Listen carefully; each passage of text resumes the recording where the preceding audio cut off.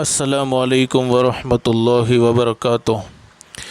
الحمد للہ نحمده ونستعینه ونستغفره ونؤمن به ونتوکل علیہ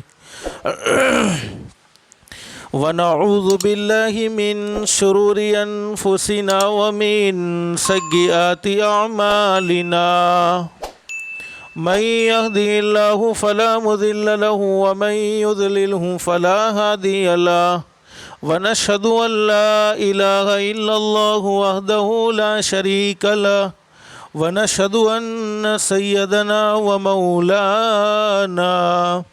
ومولانا محمدا عبده ورسوله صلى الله تعالى عليه وعلى آله وأصحابه وبارك وسلم تسليما كثيرا كثيرا أما بعد فأعوذ بالله من الشيطان الرجيم بسم الله الرحمن الرحيم من عمل صالحا من ذكر أو أنثى وهو مؤمن فلنحيينه حياة طيبة ولنجزينهم أجرهم بأحسن ما كانوا يعملون وقال النبي صلى الله عليه وسلم الكيس من دان نفسه وعمل لما بعد الموت والعاجز من اتبع نفسه هواها وتمنى على الله او كما قال النبي صلى الله عليه وسلم صدق الله العلي العظيم وصدق رسوله النبي الكريم رب اشرح لي صدري ويسر لي امري واحلل عقدة من لساني يفقهوا قولي سبحانك لا علم لنا إلا ما علمتنا إنك أنت العليم الحكيم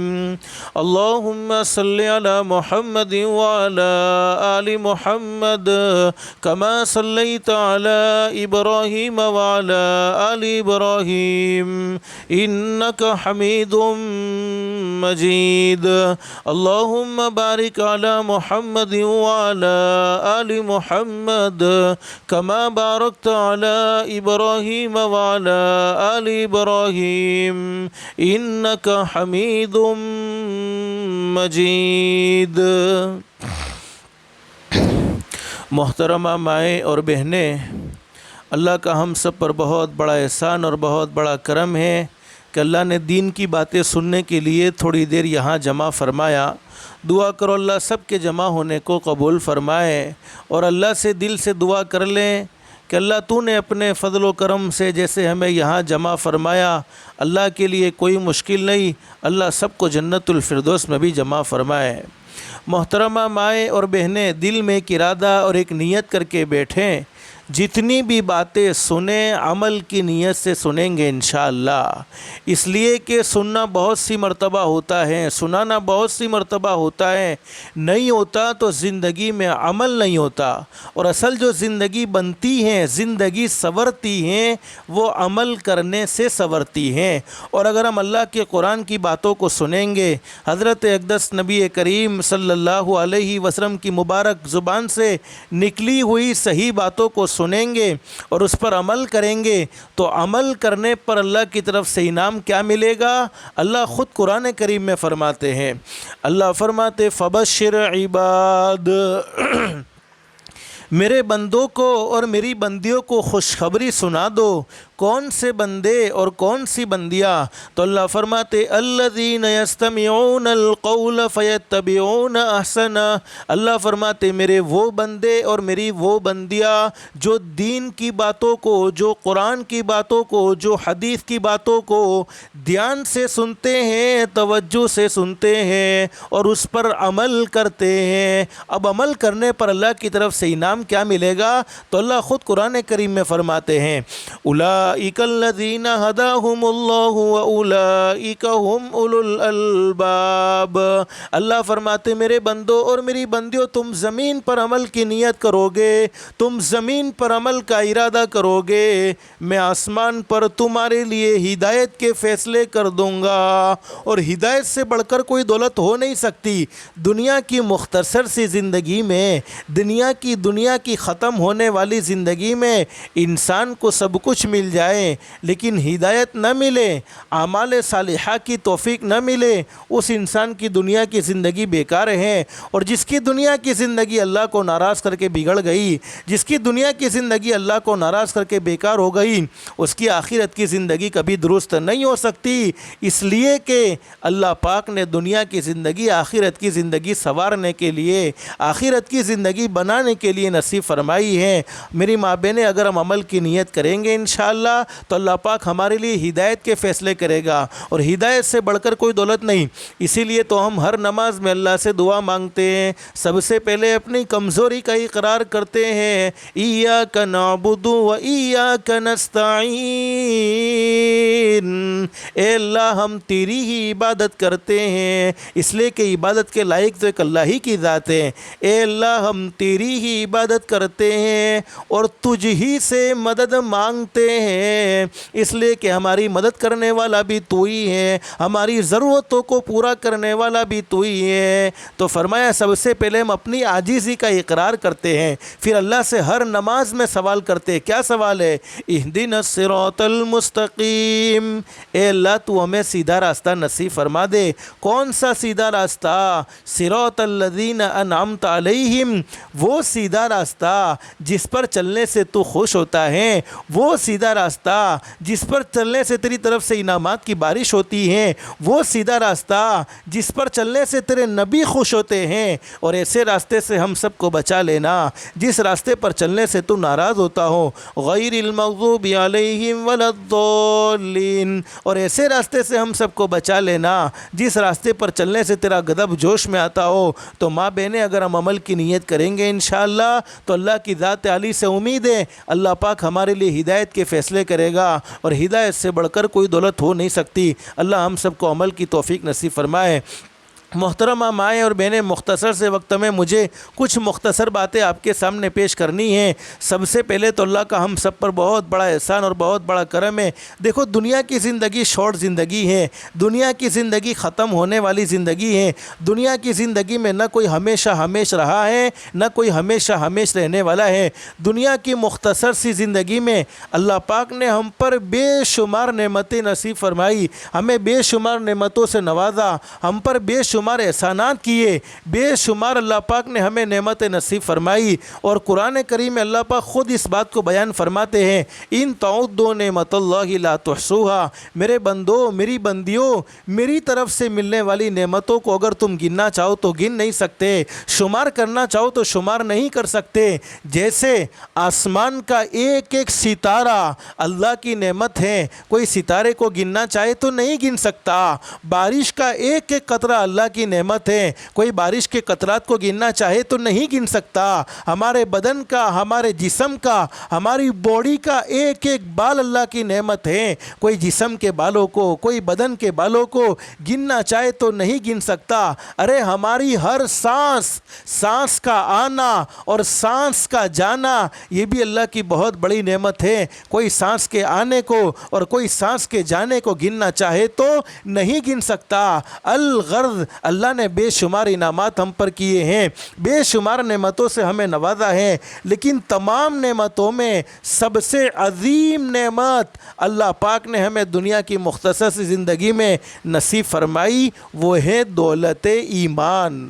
ہم اپنی مرضی سے مسلمان کے گھر میں پیدا نہیں ہوئے، ہم اپنی مرضی سے ایمان والے کے گھر میں پیدا نہیں ہوئے، بلکہ اللہ پاک نے خود اپنی مرضی سے ہمیں مسلمان کے گھر میں پیدا فرمایا ہے، اور اللہ پاک نے ہمیں ایمان کی دولت سے مالا مال فرمایا۔ اسی کو اللہ پاک قرآن کریم میں بیان فرماتے ہیں، بل اللہ یمن علیکم، میرے بندو، میری بندیوں، یہ مت سمجھ لینا کہ تم اپنی مرضی سے مسلمان کے گھر میں پیدا ہوئے ہو، تم اپنی مرضی سے اسلام اسلام مذہب میں داخل ہوئے ہو، تم اپنی مرضی سے ایمان والے کے گھر میں پیدا ہوئے ہو۔ اللہ فرماتے ایسا نہیں ہے، بل اللہ یمن علیکم، میرے بندو میری بندیوں، میں نے تم پر احسان کا معاملہ کیا ہے، میں نے تم پر فضل کا معاملہ فرمایا، میں نے تم پر کرم کا معاملہ فرمایا کہ تمہیں ایمان کی دولت سے مالا مال فرمایا۔ اللہ پاک نے ہمیں ایمان نصیب فرمایا، اللہ ہمیں اس کی قدردانی کی توفیق نصیب فرمائے۔ محترمہ مائیں اور بہنیں، اللہ پاک جب بھی کوئی نعمت دیتا ہے، اللہ پاک نے نعمتوں کو دینے کے بعد قرآن کریم میں ایک اصول ذکر فرمایا ہے، ایک قاعدہ ذکر فرمایا ہے کہ میرے بندو میری بندیوں، جب میری طرف سے کوئی نعمت ملے، لئن شکرتم لازیدنکم، اگر نعمت کی تم قدر کرتے ہو، نعمت کا تم شکریہ ادا کرتے ہو، اللہ کا احسان ہے۔ کتنے لوگ قرآن کریم کے ایک مقام پر اللہ فرماتے ہیں وَلَوْ شَاءَ اللَّهُ مَا أَشْرَكُوا، اگر میں چاہتا تو دنیا میں کوئی شرک کرنے والا پیدا نہ ہوتا، تمام کے تمام مسلمان پیدا ہوتے، لیکن یہ اللہ نے احسان کا معاملہ فرمایا، یہ اللہ نے کرم کا معاملہ فرمایا کہ اللہ نے ایمان کی دولت سے مالا مال فرمایا، اللہ پاک نے ہمیں ماں کی گود سے کلمہ نصیب فرمایا۔ تو قرآن کریم میں اللہ پاک ہمیں سمجھا رہے ہیں بل اللہ یمن علیکم ان ہداکم للایمان ان کنتم صادقین، میرے بندو میری بندیوں، یہ میں نے تم پر کرم کا معاملہ فرمایا ہے، تم پر رحم کا، تم پر عافیت کا معاملہ فرمایا کہ تمہیں ایمان کی دولت سے مالا مال فرمایا۔ یہ ایمان کا مل جانا اللہ کی بہت بڑی نعمت، لیکن قرآن کریم میں اللہ پاک نے اصول ذکر کر دیا، میرے بندو میری بندیوں، جب میری طرف سے کوئی نعمت تمہیں ملے اور اس نعمت کی تم قدر کرتے ہو، لئن شکرتم لازیدنکم، اس نعمت پر تم شکر ادا کرتے ہو تو انعام یہ ہوتا ہے لازیدنکم، اللہ پاک نعمتوں کو بڑھاتے چلے جاتے ہیں۔ آگے اللہ قرآن کریم میں فرماتے وَلَئِن كَفَرْتُمْ إِنَّ عَذَابِي لَشَدِيدٌ، میرے بندو اگر میری طرف سے، میری بندیوں اگر میری طرف سے تمہیں کوئی نعمت ملی اور اس نعمت کی تم نے ناقدری کر لی، ناشکری کر لی، تو عذاب یہ ہوتا ہے نعمت بھی چھین لی جاتی ہے، اور اللہ فرماتے میرا عذاب بھی بڑا سخت ہے۔ اب آپ کے دل میں ماں بہنیں یہ سوال ہوگا کہ ہم نے ایمان کی کب ناقدری کی ہے؟ ایک مسلمان عورت ہے، اس عورت نے اپنے مسلمان ہونے کے بعد اگر زندگی کو اللہ کے احکام کے مطابق گزارا، زندگی کو حضرت اقدس نبی کریم صلی اللہ علیہ وسلم کے فرمان کے مطابق گزارا، تو یقیناً یہ ایمان کی قدردانی ہے۔ لیکن زندگی اپنی منمانی گزر رہی ہے، زندگی اللہ کو ناراض کر کے گزر رہی ہے، زندگی حضرت اقدس نبی کریم صلی اللہ علیہ وسلم کے طریقے کے خلاف ورزی میں گزر رہی ہے، تو یہ ایمان کی ناقدری ہے۔ اللہ ہم سب کو ایمان کا قدردان بنائے۔ لیکن علماء فرماتے ایمان کا مل جانا یہ اللہ کی بہت بڑی نعمت، اس سے بڑی نعمت اس دنیا میں کوئی نہیں ہو سکتی، لیکن ایمان کا موت تک محفوظ رہنا یہ اس سے بھی بڑی نعمت ہے۔ اس وقت آپ جو جمع ہو کر بیٹھی ہیں، تمام کے تمام نیک عمل کا ایک ہی مقصد ہے، جو ایمان اللہ نے ہمیں ماں کی گود سے نصیب فرمایا وہ ایمان قبر میں جانے تک محفوظ کیسے رہیں۔ اور مشکات شریف میں حدیث موجود ہے، فرمایا نبی کریم صلی اللہ علیہ وسلم نے میری امت پر قیامت کے قریب ایک زمانہ ایسا آئے گا، صبح میں آدمی مومن ہوگا لیکن جب شام کو موت آئے گی تو جنازہ کافر کا اٹھ رہا ہوگا، اور شام کو آدمی مومن ہوگا لیکن جب صبح میں موت آئے گی تو جنازہ کافر کا اٹھ رہا ہوگا۔ اللہ ہم سب کی حفاظت فرمائے۔ تو ایمان کا مل جانا یہ اللہ کی بہت بڑی نعمت، لیکن ایمان کا موت تک محفوظ رہنا یہ اس سے بھی بڑی نعمت ہے۔ زندگی کے جتنے بھی نیک اعمال ہم کرتے ہیں، چاہے نمازوں کا اہتمام کرتے ہو، چاہے رمضان کے روزے رکھتے ہو، اللہ نے مال دیا، زکوٰۃ کو ادا کرتے ہو، حج کرتے ہو، عمرہ کرتے ہو، جتنے بھی نیک اعمال دنیا کی زندگی میں ہم کر رہے ہیں، تمام کے تمام نیک اعمال کا ایک ہی مقصد کہ جو ایمان اللہ نے ہمیں ماں کی گود سے نصیب فرمایا وہ ایمان قبر میں جانے تک محفوظ کیسے رہیں۔ لیکن ماں بہنیں آج ایمان کی قدردانی ہمارے دلوں میں نہیں۔ اب آپ کے دل میں سوال کیسے قدردانی نہیں؟ ایک مسلمان عورت ہے جس کو اللہ نے ایمان والے کے گھر میں پیدا کیا، اس کی شان کے خلاف ہے کہ وہ نماز کو چھوڑ دے۔ نماز کا نہ پڑھنا یہ ایمان کی ناقدری ہے، اللہ کو ناراض کرنا یہ ایمان کی ناقدری ہے، حضرت اقدس نبی کریم صلی اللہ علیہ وسلم کے فرمان کے خلاف زندگی گزارنا یہ ایمان کی ناقدری ہے۔ لیکن فارسی کا ایک مقولہ مشہور ہے، مال مفت دل بے رحم، یعنی کوئی چیز مفت میں ملتی ہے تو اس چیز کی آدمی کو قدر نہیں ہوتی۔ آج ایمان کی قدردانی ہمیں کیوں نہیں؟ اس لیے کہ ایمان مفت میں ملا ہے۔ اور ماں بہنیں چونکہ یہ دنیا کا حال ہم دیکھ رہے ہیں، 2020 گزر گیا، 2021 گزرنے کو ہے۔ سب سے پہلے ہم سب کا یہ عقیدہ ہونا چاہیے کہ آج تک جو کچھ ہوا وہ بھی ہمارے پیدا کرنے والے اللہ نے کیا، ابھی جو کچھ ہو رہا ہے وہ بھی ہمارا پیدا کرنے والا اللہ ہی کر رہا ہے، اور آئندہ جو کچھ ہونے والا ہے وہ بھی ہمارا پیدا کرنے والا اللہ ہی کرنے والا ہے۔ کبھی کبھی اللہ پاک حالات پیدا فرماتے ہیں، نامناسب حالات ہوئے، حقیقت یہ ہے کہ زمین پر جیسے اعمال آسمان سے ویسے فیصلے ہوتے ہیں۔ اتنے سارے حالات ہم نے اپنی آنکھوں سے دیکھے، ارے کسی کو معمولی سردی سے دنیا سے جاتے ہوئے دیکھا، کسی کو معمولی سا بخار تھا دنیا سے چلا گیا، کسی کو معمولی سی کھانسی تھی دنیا سے چلا گیا۔ دنیا سے ہم نے کئی لوگوں کو جاتے ہوئے دیکھا، کئیوں کی موتوں کی خبر سنی، اس کے باوجود ہماری زندگی کا عالم یہ ہے کہ جب ہم فجر کی نماز کے وقت میں کسی مسلمان کے محلے سے گزرتے ہیں تو یہ فیصلہ کرنا بڑا مشکل معلوم ہوتا ہے کہ ہم کسی مسلمان کے محلے سے گزرے ہیں یا کسی غیر کے محلے سے ہمارا گزر ہوا ہے۔ یعنی اتنا مسلمان غافل ہیں کہ فجر کی نماز میں ابھی تک اٹھنے کو تیار نہیں، اور حدیث شریف میں حضرت اقدس نبی کریم صلی اللہ علیہ وسلم کا ارشاد علی ہے، کبھی کبھی حالات اللہ پاک اپنے بندوں کو اور اپنی بندیوں کو اپنی طرف متوجہ کرنے کے لیے پیدا فرماتے ہیں۔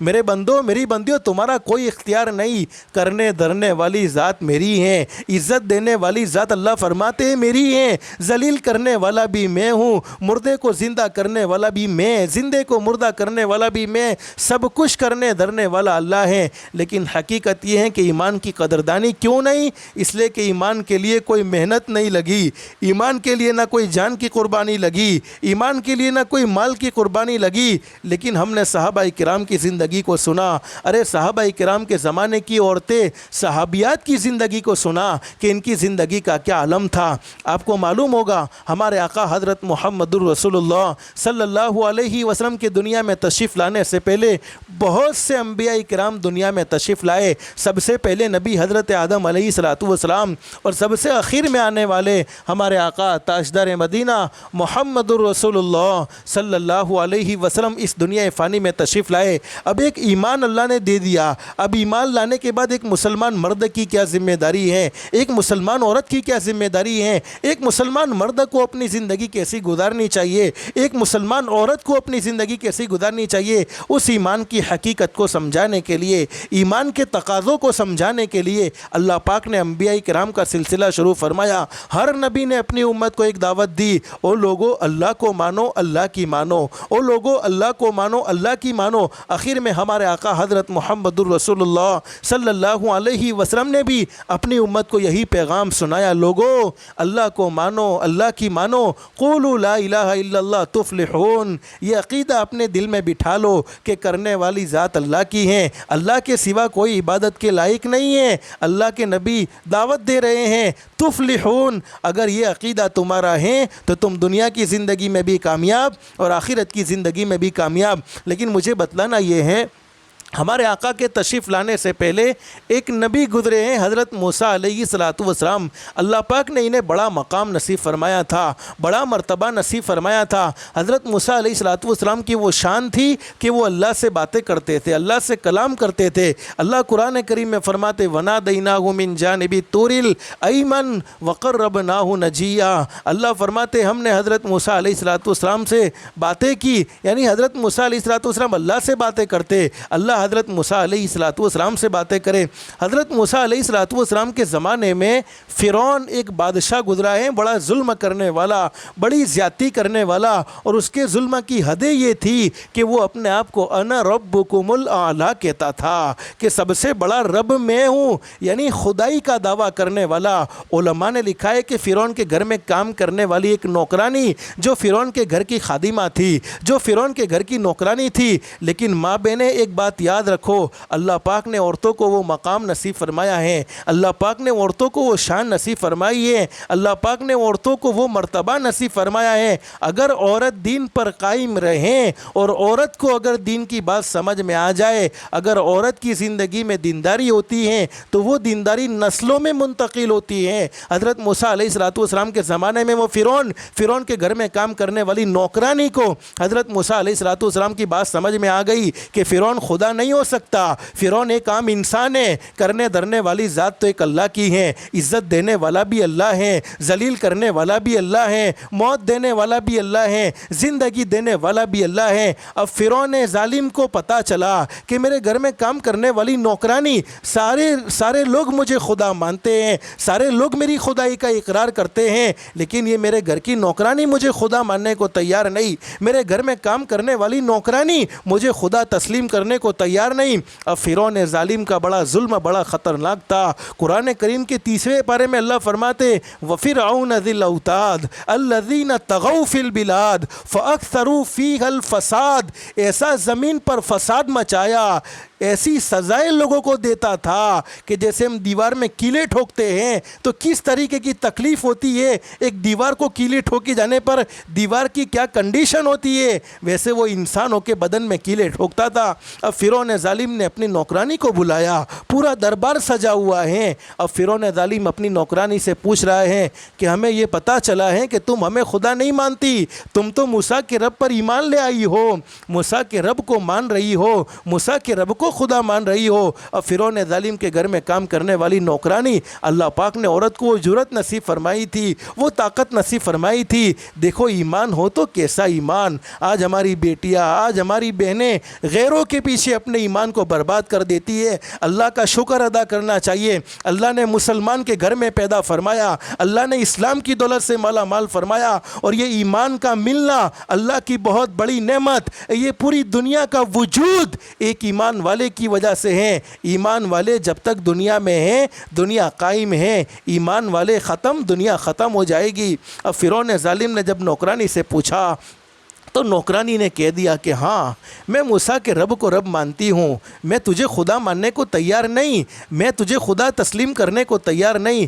علماء نے لکھا ہے کہ فرعون ظالم نے اس نوکرانی سے پوچھا، نوکرانی کی 2 معصوم بچیاں ہیں، ایک 4 سال کی بچی ہیں، ایک دودھ پیتی بچی ہیں۔ اب ماں کو اپنی بچیوں سے محبت ہوتی ہے، اللہ پاک نے ایک عجیب نظام ماں باپ کے دل میں محبت کا رکھا ہے کہ ماں باپ کو اپنی بیٹیوں سے حد درجے کی محبت ہوتی ہے، حد درجے کا پیار ہوتا ہے، اور یہ نظام اللہ پاک نے چلایا۔ ماں بہنیں سوچنا چاہیے، ہمارا پیدا کرنے والا اللہ ماں باپ کہ بچے کتنے بھی نافرمان کیوں نہ ہو، لیکن ماں باپ اپنے بچوں کو پریشانی میں مبتلا کرنا نہیں چاہتے، دکھ دینا نہیں چاہتے، بلکہ ہر باپ کی یہ خواہش ہوتی ہے، ہر ماں کی یہ خواہش ہوتی ہے میرے بچے سکون و اطمینان والی زندگی گزارے، میرے بچے عافیت والی زندگی گزارے۔ تو پیدا کرنے والا اللہ جو 70 ماہوں سے زیادہ مہربان، 70 ماہوں سے زیادہ مہربان، وہ اپنے بندوں کو اور اپنی بندیوں کو کیسے پریشانی میں مبتلا کرے گا؟ حقیقت یہ ہے ہم جو پریشان ہیں وہ ہمارے اعمال کے نتیجے میں پریشان ہیں، ورنہ حدیث شریف میں حضرت اقدس نبی کریم صلی اللہ علیہ وسلم کا ارشاد علی ہے کہ جب کوئی بندہ یا جب کوئی بندی زمین پر اللہ کی نافرمانی کرے، زمین پر گناہ کرے، زمین پر نماز نہ پڑھے، اپنی زبان سے جھوٹ بولے، آنکھوں سے غلط دیکھیں، کانوں سے غلط سنیں، زبان سے غلط بولیں، زمین اللہ سے کہتی ہے اللہ یہ تیرا فلانا بندہ، اے اللہ یہ تیری فلانی بندی، تو نے اسے مسلمان کے گھر میں پیدا کیا، تو نے اسے ایمان والے کے گھر میں پیدا کیا، اس کے باوجود یہ فجر کی نماز میں آرام سے سوئے ہوئے ہیں، اس کے باوجود یہ اپنی آنکھوں کو گناہوں سے بچانے کو تیار نہیں، اس کے باوجود یہ اپنے کانوں کو غلط بات سننے سے روکنے کو تیار نہیں، اس کے باوجود یہ اپنی زبان کو کنٹرول میں کرنے کو تیار نہیں۔ اللہ اجازت دے دے اس بندے کو یا اس بندی کو میں نگل جاؤں، ختم کر دوں، اللہ کی طرف سے زمین کو جواب ملتا ہے زمین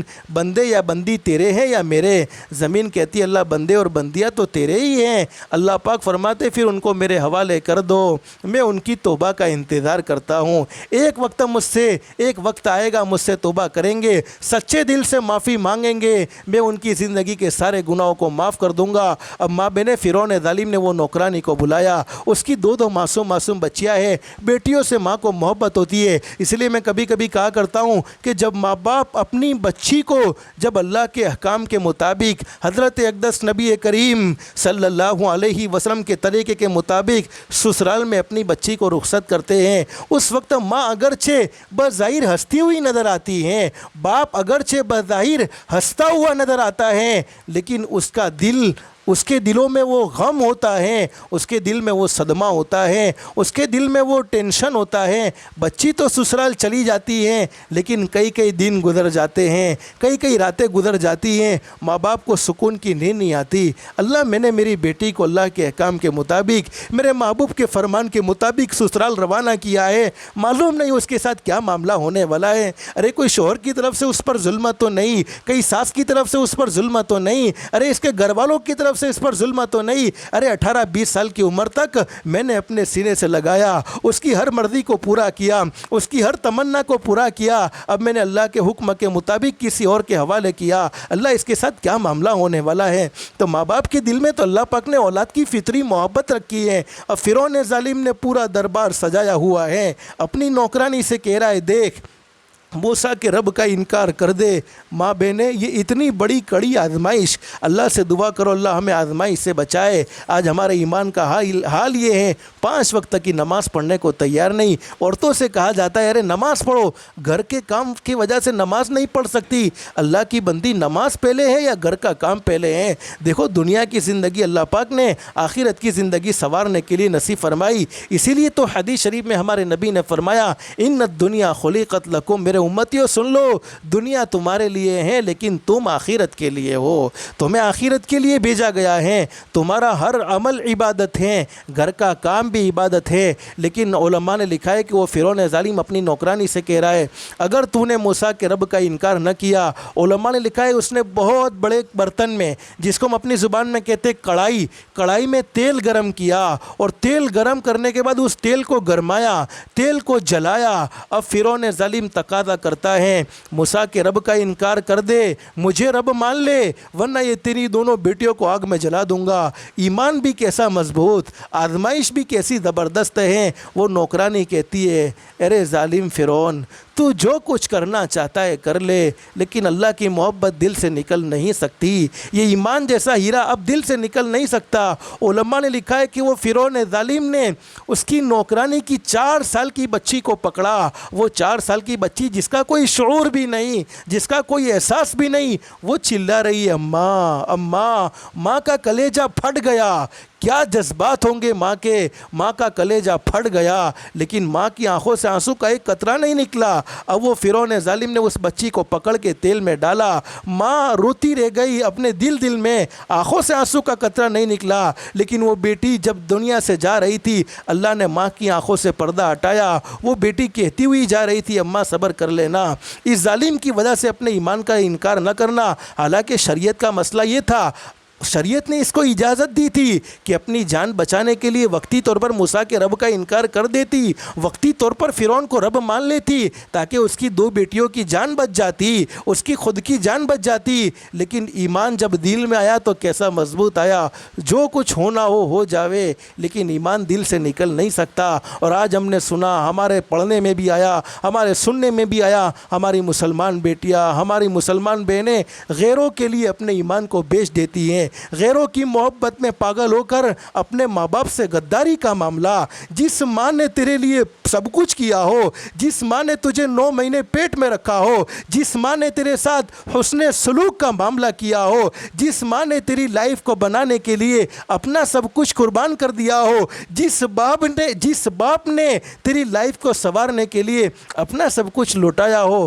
اس ماں باپ کے ساتھ غداری یہ سمجھ میں آنے والی باتیں نہیں ہیں۔ اللہ سے دعا کرو اللہ ہمارے ایمان کو سلامت رکھے، اللہ ہمیں تقوی والی پرہیزگاری والی زندگی نصیب فرمائے۔ اب فرعون ظالم نے 4 سال کی بچی کو تو جلا دیا، وہ بچی تو ختم ہو گئی۔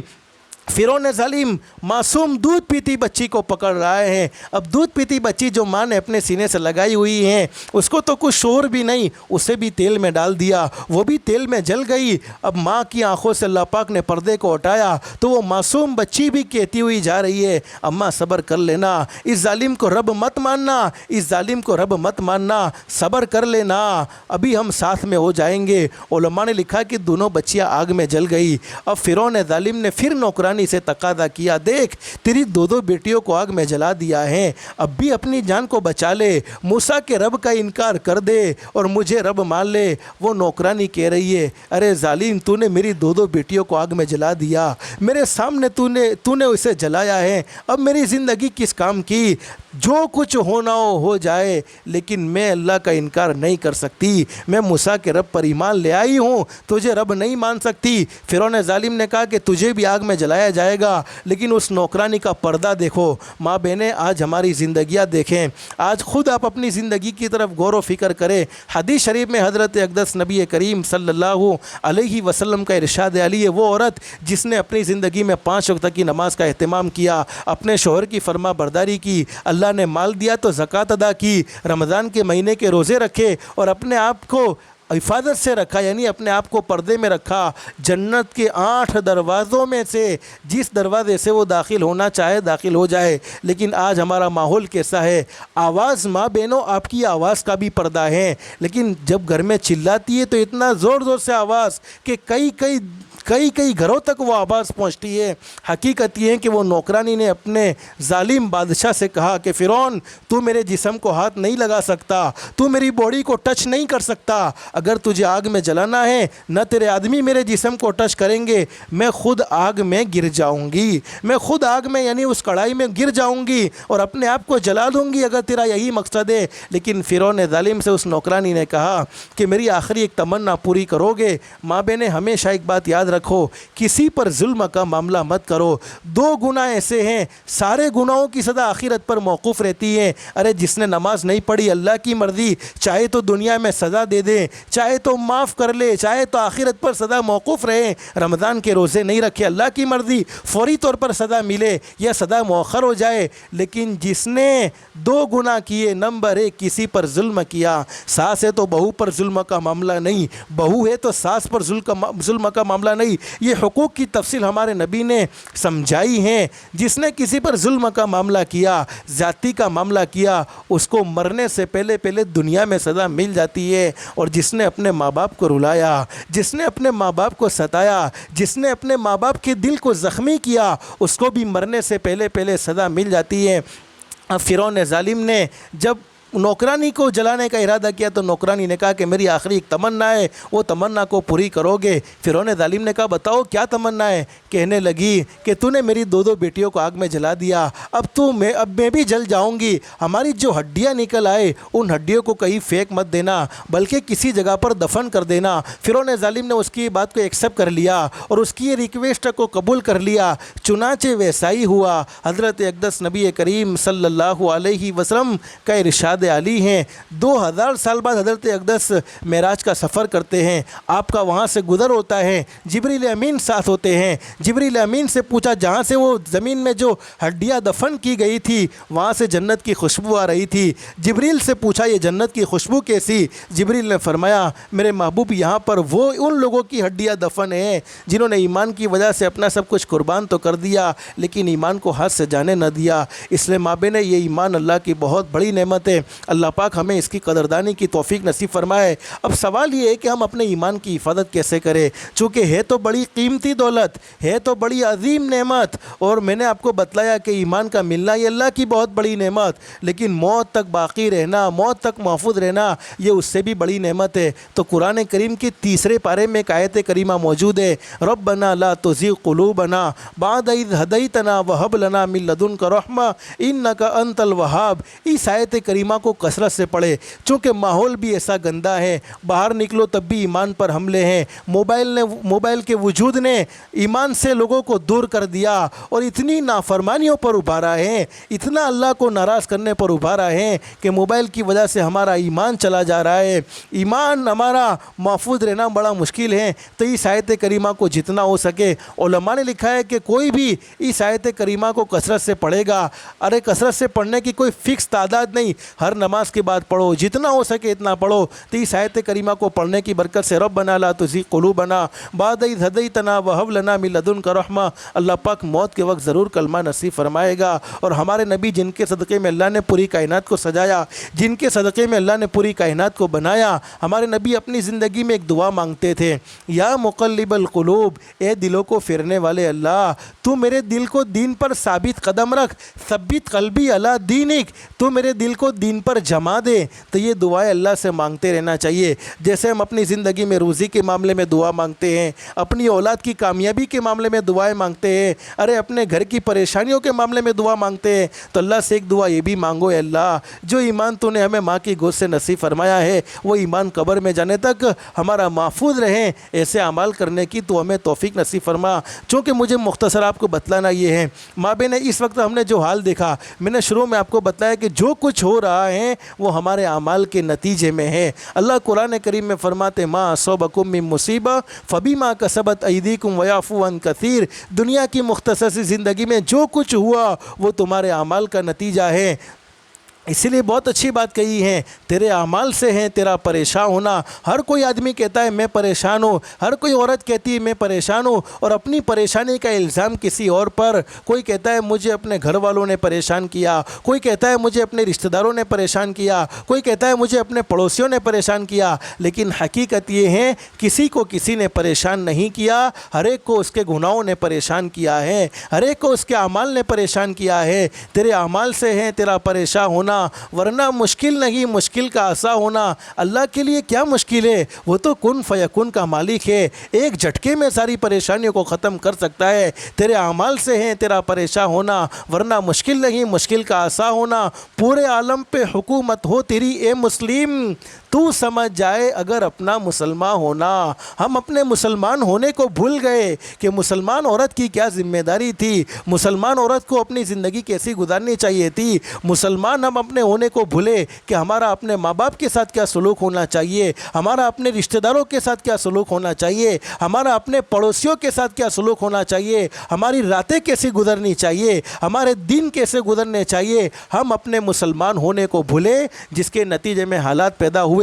لیکن مختصر سے وقت میں آج میں آپ کو ایک پاورفل عمل بتلانا چاہتا ہوں، اس عمل کو کرنے کی برکت سے اللہ پاک زندگیوں میں سکون و اطمینان بھر دے گا انشاءاللہ۔ اور اللہ سے ہم سب چاہتے ہیں کہ ہمارا ہر آنے والا دن جانے والے دنوں سے بہتر ہو، اور اللہ سے ایسی عزت مانگنی چاہیے جس کے بعد کبھی ذلت نہ ہو، اللہ سے ایسی مالداری مانگنی چاہیے جس کے بعد کبھی غربت نہ ہو، اللہ سے ایسی خوشحالی مانگنی چاہیے جس کے بعد کبھی تنگحالی نہ ہو۔ لیکن آج میں آپ کو ایک عمل بتلاتا ہوں، اور وہ عمل میں اپنی مرضی سے نہیں، ہمارے آقا حضرت محمد الرسول اللہ صلی اللہ علیہ وسلم نے اپنی امت کو بتلایا ہے۔ اس عمل کو کرنے کی برکت سے اللہ پاک زندگی کی تمام ٹینشنوں کو، زندگی کی تمام پریشانیوں کو ختم فرما دے گا۔ بخاری شریف میں حدیث موجود ہے، اللہ پاک ہر ایک کو مدینۃ المنورہ کی حاضری نصیب فرمائے۔ اللہ سے دل سے دعا کر لو، جو جا کر آئے اللہ پاک حاضری منظور و مقبول فرمائے، نہیں گئے تو اللہ پاک عافیت کے ساتھ ہر ایک کا جانا نصیب فرمائے،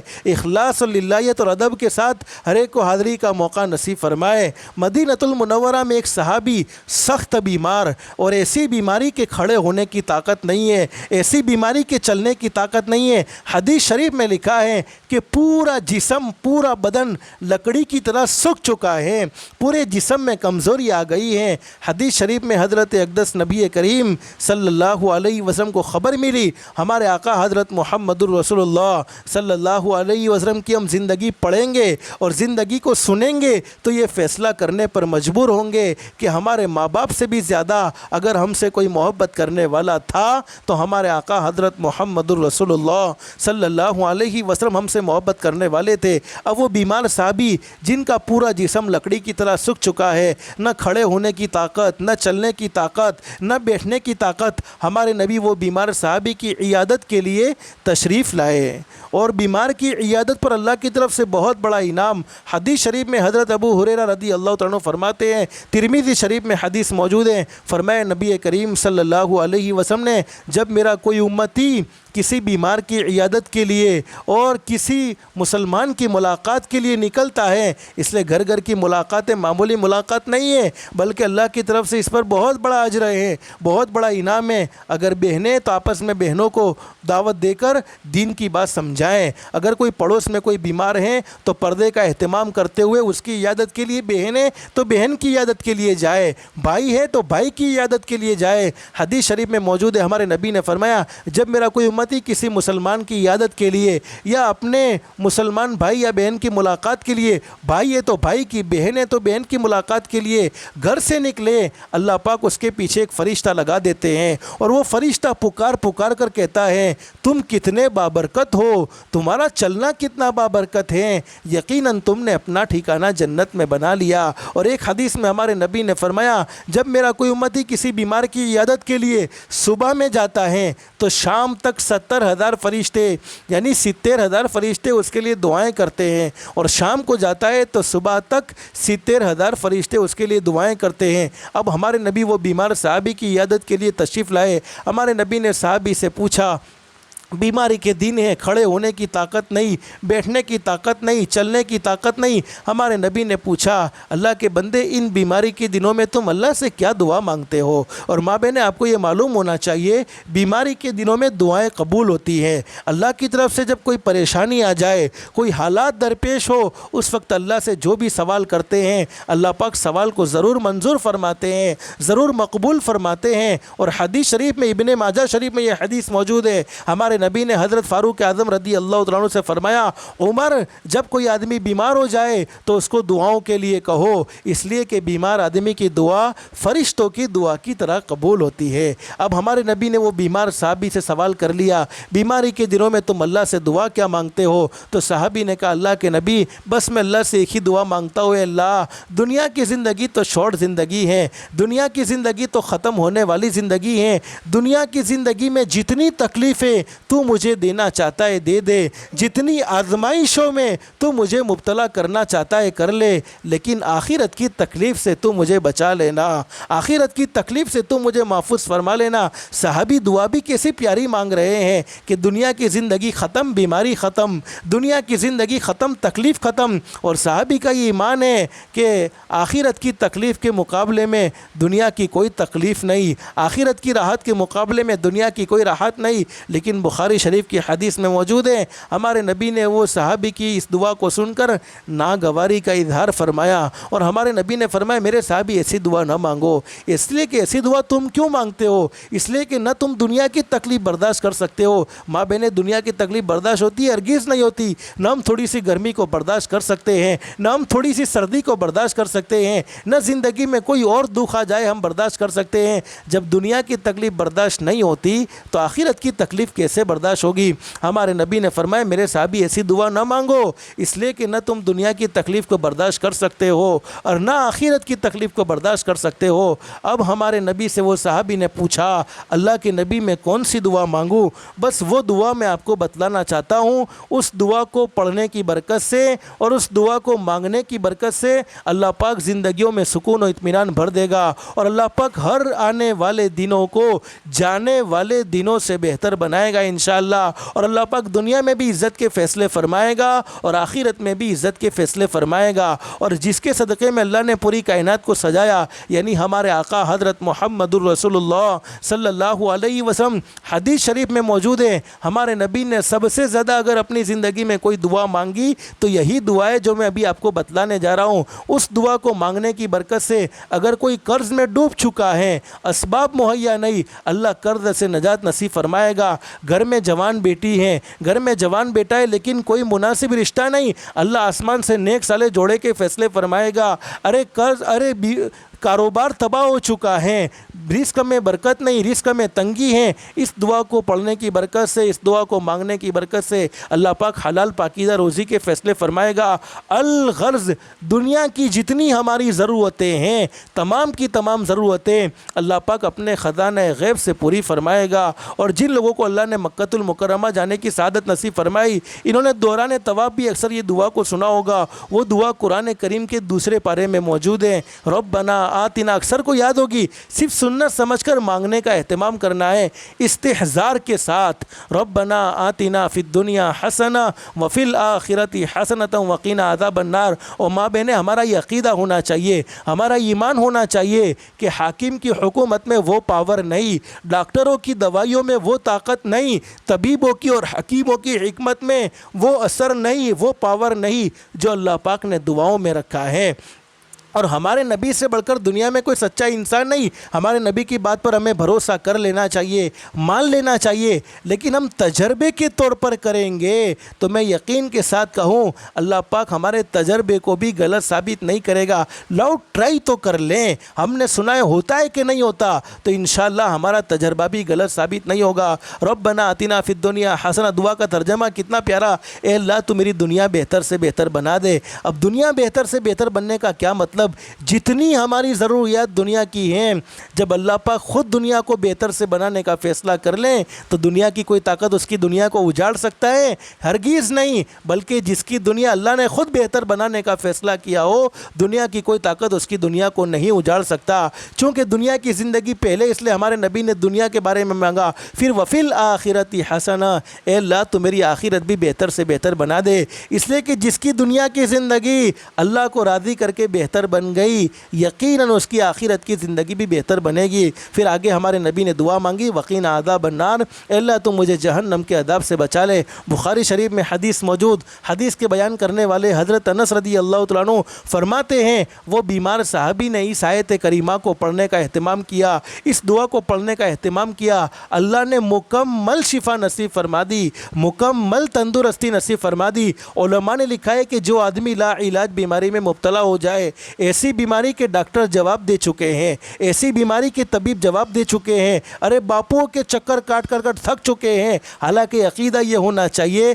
کرنے دھرنے والی ذات ایک اللہ کی ہے، بیماری دینے والا بھی اللہ ہے، شفا دینے والا بھی اللہ ہے۔ لیکن اگر کوئی آدمی لا علاج بیماری میں مبتلا ہو جائے اور اس دعا کا اہتمام کرے تو اللہ پاک اسے عافیت نصیب فرمائیں گے۔ اب آپ کا سوال یہ کہ یہ دعا کتنی مرتبہ پڑھنی ہے؟ تو پڑھنے کی کوئی تعداد فکس نہیں ہے، جتنی اللہ سے دعائیں زیادہ مانگو گے اتنا اللہ پاک بھلائی کے اور عافیت کے فیصلے فرمائے گا۔ تو ہو سکے تو ہر فرض نماز کے بعد پڑھو یا صبح شام 100 مرتبہ پڑھو، جتنا اللہ نے ہمیں موقع دیا ہو۔ ربنا آتنا فی الدنیا حسنہ وفی الآخرۃ حسنہ وقنا عذاب النار، اس نیت سے بھی پڑھے کہ اللہ پاک ہمارے ایمان کو سلامت رکھے، اللہ پاک ہماری بچیوں کے، ہمارے بہنوں کے ایمان کو سلامت رکھے، اور غیروں کا کوئی اثر ہم پر نہیں ہونا چاہیے۔ ہمیں اپنی آخرت کو سامنے رکھنا چاہیے۔ ماں بہن، اصل دنیا کی زندگی نہیں، اصل تو آخرت کی زندگی۔ دیکھو وقت بہت ہو چکا ہے، آپ کے لیے کوئی لمبے لمبے بیان کی کوئی ضرورت نہیں، کوئی لمبی لمبی تقریروں کی ضرورت نہیں، لیکن یہ گھر کا ماحول اچھا کیسے بنے، زندگیوں میں سکون و اطمینان، زندگیوں میں چینجنگ، اس کے لیے آپس کی حقوق کی ادائیگی کا اہتمام کرو اور اپنے گھر میں تعلیم کو ضرور زندہ کرو۔ آج ہوتا یہ ہے ہمارے گھروں میں تعلیم نہیں ہوتی، موبائل کی وجہ سے، ٹیلی ویژن کی وجہ سے گھنٹوں گھنٹوں ہمارا وقت ضائع ہوتا ہے۔ لیکن کوئی اللہ کی بندی اپنے دل پر یہ بات لے لے کہ نہیں، مجھے 10 منٹ اپنے گھر میں تعلیم کو ضرور کرنا ہے۔ اگر وہ نہیں کر سکتی، اپنے شوہر سے کہے نہیں، مسجد میں جو باتیں سن کر آئے ہمیں بھی سناؤ، تعلیم کو زندہ کرو۔ گجراتی میں بھی کتاب موجود ہے، اردو میں بھی کتاب موجود ہے، یہ حقوق کی تفصیل پڑھیں گے اور اپنے اپنے معصوم بچوں کے سامنے، اپنی معصوم بچیوں کے سامنے حضرت اقدس نبی کریم صلی اللہ علیہ وسلم کے مبارک فرمان کو سنائیں گے تو حقیقت یہ ہے اگرچہ ہماری زبان گنہگار ہی کیوں نہ ہو، لیکن جس کا فرمان پڑھا جاتا ہے وہ تو سچے شہنشاہ کائنات تھے، ان کی باتوں کا دل پر اثر ضرور ہوگا، تو بچوں کی زندگیوں میں دین آئے گا، تو پھر بچے ہماری آنکھوں کی ٹھنڈک بنیں گے۔ آج ہوتا یہ ہے ماں باپ بچوں کی وجہ سے کبھی کبھی بدنام ہوتے ہیں۔ بہت سی ماؤں کی یہ شکایت ہوتی ہے میرا بیٹا میرے کنٹرول میں نہیں، بہت سے ماں باپ کی شکایت ہوتی ہے میری بیٹی میری کنٹرول میں نہیں۔ ماں بہنیں، ہمیں اللہ کے کنٹرول میں آنا ہے اور اپنے بچوں کی صحیح تربیت کرنی ہے۔ صحیح تربیت کرنے کے نتیجے میں وہ بچے ہماری آنکھوں کی ٹھنڈک بنیں گے۔ تو چونکہ باتیں تو بہت ساری ہے، سنتے بہت سی مرتبہ ہے، کہتے بھی بہت سی مرتبہ ہے، بس اللہ پاک ہم سب کو عمل کی توفیق نصیب فرمائے۔ تو آج کی اس مجلس میں 2 کام کی نیت کر کے جاؤ۔ نمبر 1، اپنی زندگی میں 5 وقت کی نماز کا اہتمام، اس کو کسی بھی حال میں نہ چھوڑو۔ ایمان کے بعد سب سے بڑا درجہ نماز کا ہے۔ زندگیوں میں سکون و اطمینان چاہیے، گھروں میں خیر و برکت چاہیے، تو نماز سے بڑھ کر کوئی عمل نہیں۔ سارے وظیفے بعد میں ہیں، ساری دعائیں بعد میں ہیں، پہلے 5 وقت کی نماز ہے۔ ہے۔